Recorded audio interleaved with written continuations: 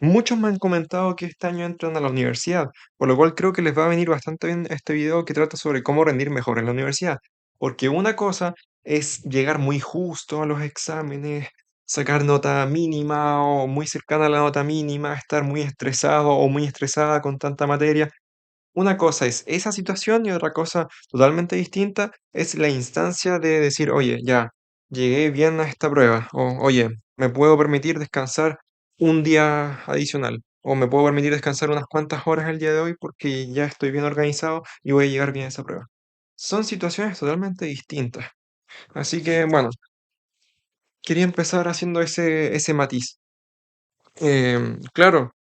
El problema cuando uno entra a la universidad muchas veces es que el salto del colegio a la universidad es bastante grande, por lo cual uno a veces no llega del todo preparado, o a uno lo pillan de sorpresa, a uno le pilla de sorpresa ese golpe de realidad en este caso, y es bastante común, por lo cual deben ir mentalizados o mentalizadas de que la exigencia es distinta, la cantidad de materia es distinta y la complejidad de la materia es distinta. También el lenguaje empleado muchas veces también suele complejizarse un poco más, suele ser un poco más complejo, un poco más formal, un poco más educado.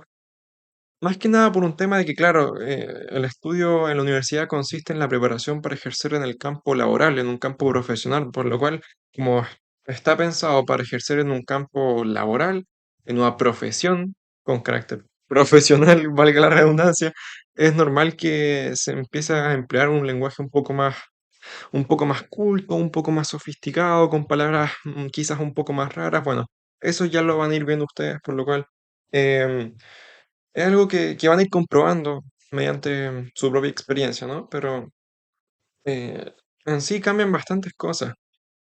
Es bastante recomendable que cuando uno escuche, por ejemplo, alguna palabra que uno no conoce y demás, uno la anote por ahí para después buscar el significado de esa palabra, porque claro, así vas enriqueciendo tu vocabulario y no se te van olvidando según qué cosas, ¿no? Y bueno, eso también siempre es bien visto, cuando uno se explaya con palabras no demasiado rebuscadas como para hacerse el inteligente, no, sino que cuando uno utiliza un lenguaje un poco más amplio, eso siempre es bien visto y bien valorado por profesores y, bueno, en general por la gente que te va a estar evaluando en según qué instancias orales, como disertaciones o exposiciones orales en general, ¿no? Entonces, viene bastante bien, la verdad, ese consejo de ir y anotar las palabras que no conozcamos, etcétera.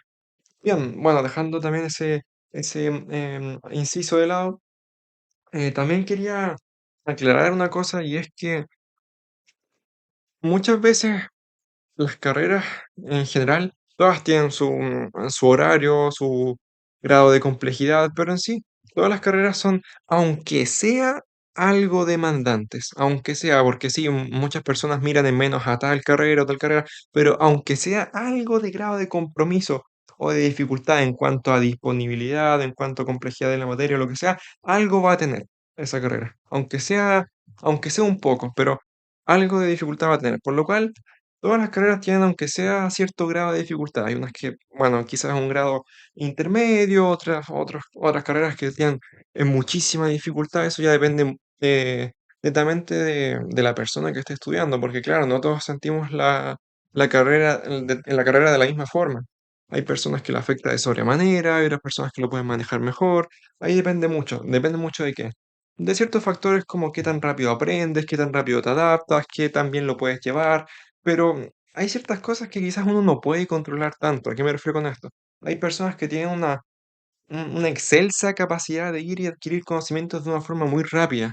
Y claro, quizás eso se puede entrenar, quizás se puede mejorar un poco, pero quizás requiere tiempo, ¿no? Entonces, se podría decir que eso no está tan al alcance de nuestra mano, por ejemplo. Pero lo que sí está muy al alcance de nuestra mano es mejorar el tema de la organización, que eso sí, quizás se puede hacer un cambio más, o sea, si bien un cambio gradual, pero un cambio un poco más repentino, porque claro, depende de uno el tema de la organización y por lo mismo quizás es algo que en lo que nos tenemos que enfocar netamente si queremos como mejorar o optimizar optimizar, perdón, u optimizar nuestro desempeño en la universidad. La organización es clave, es muy clave, porque muchas veces sucede que entre situaciones personales, entre imprevistos, entre tener que cuidar a un hermano pequeño, hermana pequeña, mascota, adulto mayor, tener que hacer cosas de la casa, ordenar, preparar la comida, transporte, etcétera, se va yendo el tiempo, se va yendo el tiempo que uno tiene disponible cada día, entonces por lo mismo, eso va limitando y condicionando tu organización. Por lo cual, esto lo he hablado ya en varios videos, pero siento que es un punto extremadamente importante. Viene muy bien esto de ir y organizar qué harás en cada día. Proponerte, por ejemplo, el ejemplo que doy siempre, proponerte 10 objetivos en ese día. Y si ya cumples 6 o 7 u 8, ya está más que bien, porque a veces uno se pone, objetivos, por ejemplo, sábado, ya terminaste una semana de universidad, y el sábado ya quieres estudiar a tal hora, luego descansar un poco, luego avanzar a otro trabajo, luego leer, luego hacer otra cosa, y claro, te vas fijando te vas fijando objetivos para ese día, y te das cuenta de que vas haciendo un objetivo, vas haciendo otro, y te vas cansando. O quizás te demoraste más de lo previsto en el objetivo 2 por ejemplo.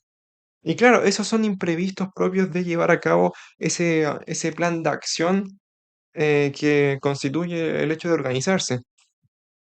El problema cuando uno dice: "Ya, voy a hacer tantas cosas tal día, y al día siguiente voy a hacer otras cosas", es que muchas veces no todo se da como uno quiere y suceden este tipo de situaciones que describí anteriormente, como que uno se demora más de lo previsto o a uno le cansa más de lo previsto cierta actividad que uno se fijó para hacer.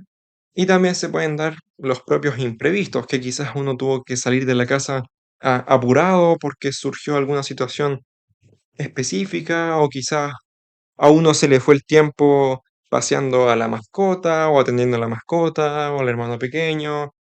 Bueno, se pueden dar muchas circunstancias en realidad, que hacen que uno pueda ir perdiendo tiempo, entre comillas, porque, o sea, no es una pérdida de tiempo, pero me refiero en en vista de que lo que queremos es organizarnos, se podría decir que eso sería una pérdida de tiempo, pero no, no es una pérdida de tiempo, pero se entiende a lo que voy, se entiende a lo que voy. Se podría decir que eso es como una pérdida de tiempo, esto es como imprevisto y demás. Y la situación o lo que se da realmente es que esos imprevistos o esas, entre comillas, pérdidas de tiempo, nunca las vamos a poder evitar porque siempre van a estar ahí.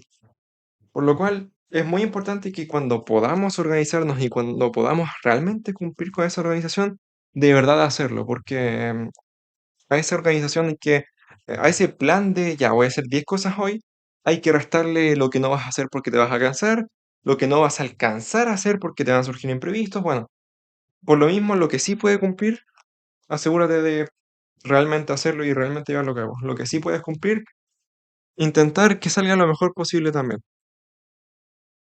Aparte de la organización, es bastante importante también el hecho de mentalizarse con respecto al fracaso.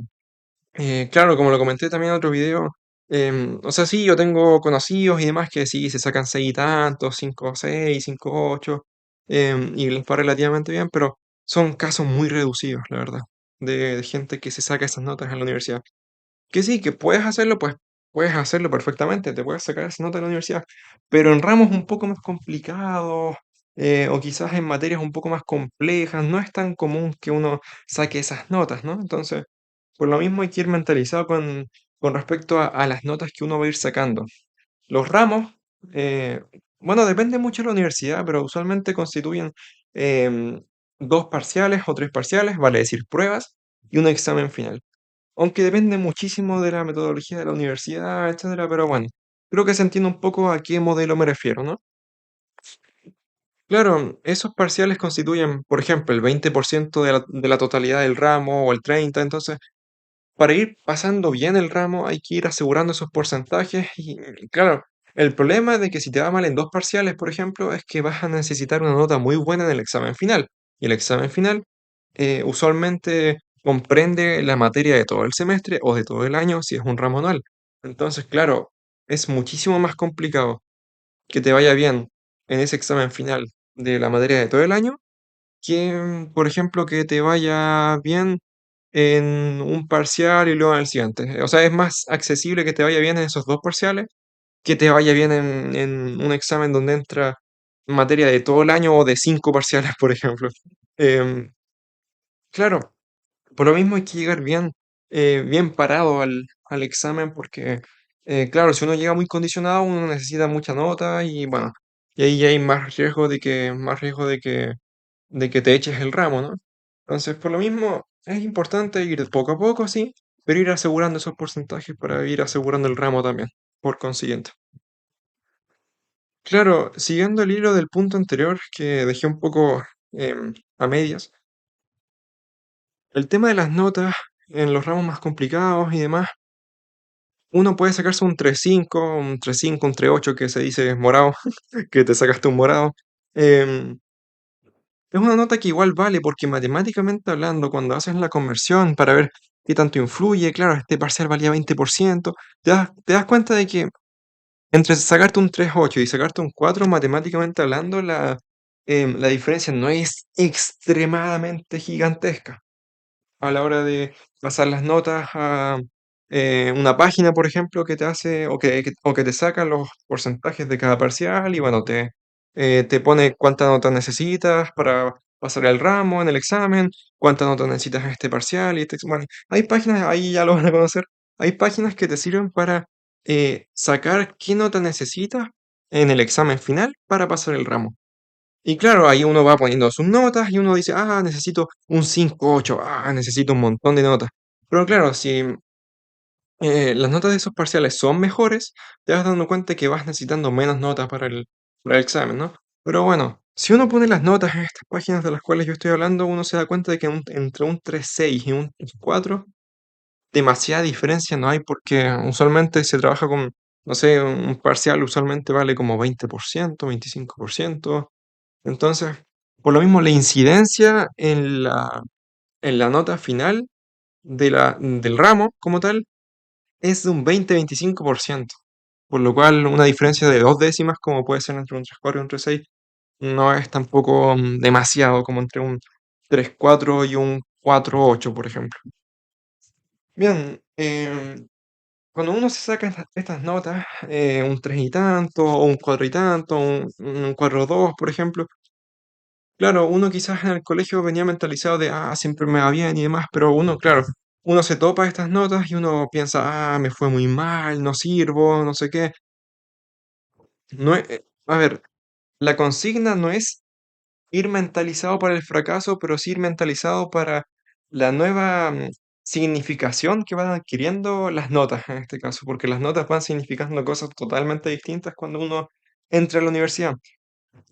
Por lo mismo, a veces, bueno, esta frase es muy típica, pero un 4 pasa a ser un 7 muchas veces cuando uno está trabajando en un examen final de una materia muy complicada, de un ramo muy complicado de pasar. A veces un 4 es un 7 y un 4 se celebra un montón porque hay ramos que de verdad cuesta bastante pasar. Lo mismo hay que ir mentalizado con respecto a esa realidad, ya que, ¿cómo decirlo?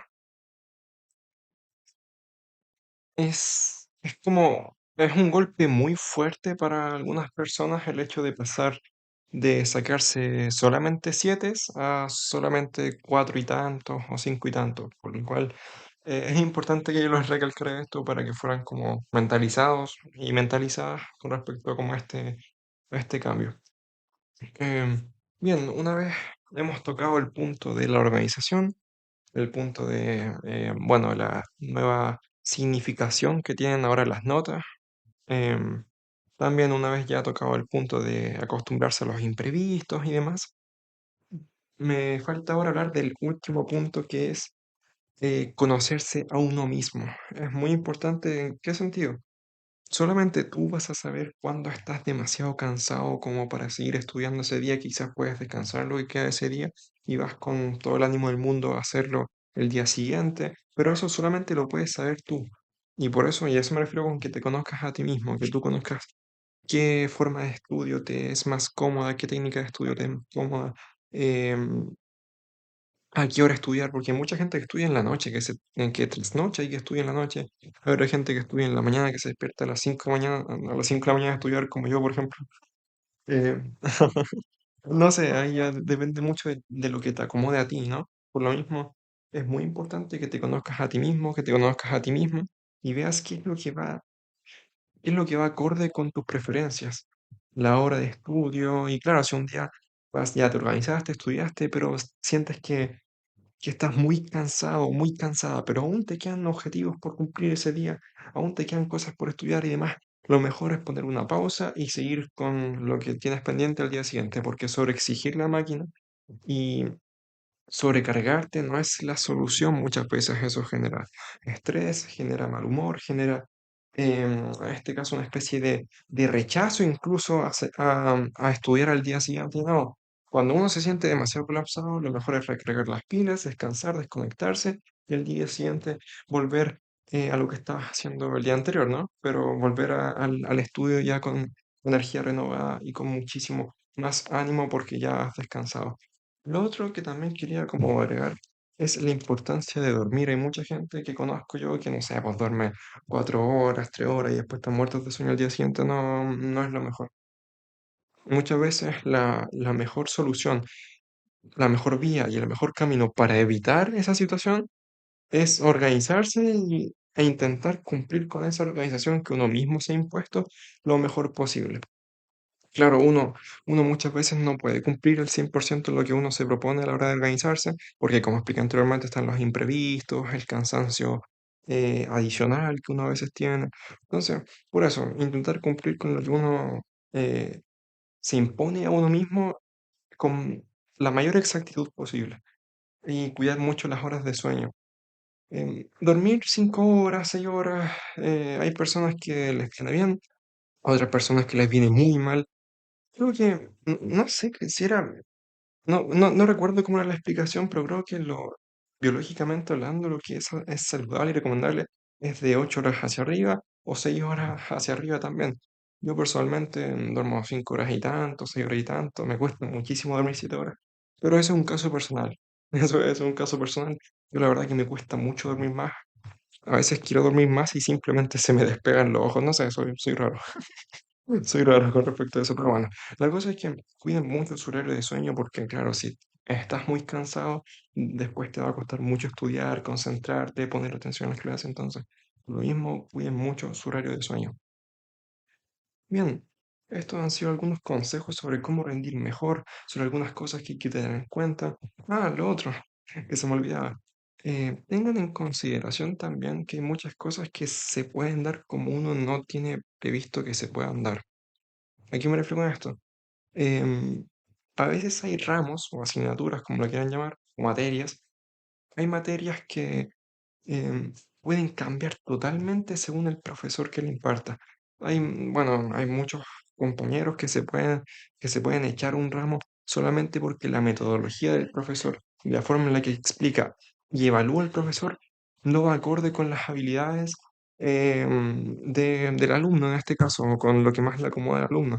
Por lo cual, eso es real, es una realidad que hay muchas personas que se echan ramos porque la metodología de enseñanza, la forma bueno, dicho en palabras más simples, la forma en la cual enseña el profesor en las clases muchas veces no es la mejor, o enseña de una forma muy enredada, o las pruebas muchas veces son muy enredadas, preguntas mal redactadas, preguntas muy rebuscadas. Luego a la hora de hacer reclamos y cosas así, la atención del profesor a veces no es la mejor. Em, a veces es mejor ni siquiera reclamar, porque el profesor si reclama, bueno, la agarra contigo y se enoja y te perjudica y se la toma personal. Bueno, se pueden dar un montón de situaciones solamente por la forma de ser de un solo profesor. Por lo cual, les recomiendo tener muchísimo cuidado con eso y muchísima consideración con lo mismo también. Es una situación que se da y es bastante común que a uno quizás le toca a un profesor que la metodología de enseñanza que tiene no nos acomoda mucho y ni mucho menos la forma en la que evalúa. Y claro, hay profesores que sí, que los alumnos le hacen saber sus inquietudes y les dicen, oiga, profesor, ¿sabe qué? La forma en la cual evalúa creo como que no nos acomoda mucho. Nos preguntábamos si podía hacer un trabajo, una interrogación, una disertación, y bueno, hay profesores que sí están abiertos al diálogo y que entre todos lo pueden conversar, pero hay profesores que quizás no están tan abiertos al diálogo, por lo cual sí o sí te vas a tener que casar con esa metodología de enseñanza y de evaluación por lo que queda de semestre o de año, si es un ramo anual, por ejemplo. Por lo cual deben tener en cuenta esta situación también para poder ir mentalizados y y que no les tome de sorpresa este tipo de situaciones, ¿no? Pero bien, ya saben que cuando yo hablo de este tipo de cosas siempre intento ser al 100% realista porque me gusta hablar sobre cosas que realmente sucedan y no me gusta mentirles a ustedes, porque ustedes siempre me han tratado muy bien, la verdad, siempre me han dado un montón de cariño, un montón de amor, un montón de apoyo por todos lados, así que, la verdad, yo les agradezco a full, les agradezco un montón. He intentado hacer el video lo más realista posible y creo que he resumido bien los puntos eh, que tenía previsto abordar, así que, bueno, ha estado bastante bien. Mis 13 libros disponibles en la descripción por si quieren ir a verlos y demás. Mi Instagram, tanto el personal como del canal, y mi correo de contacto también disponibles en la descripción.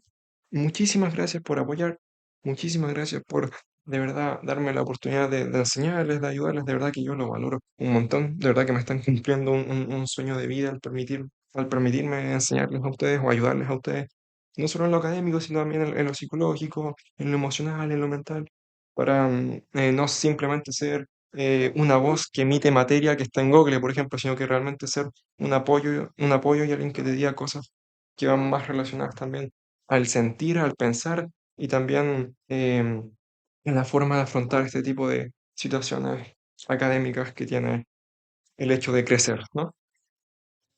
Uno va envejeciendo muy rápido. Yo ayer estaba en tercero medio y bueno, ahora tengo 19 y estoy en segundo año de universidad. Ay, ay, el tiempo pasa volando. Pero bueno, muchísimas gracias por apoyar, de verdad lo agradezco un montón. Espero que tengan un muy bonito día y nos vemos en la siguiente ocasión. Un abrazo y espero que estén muy, muy, muy bien. Chau, chau.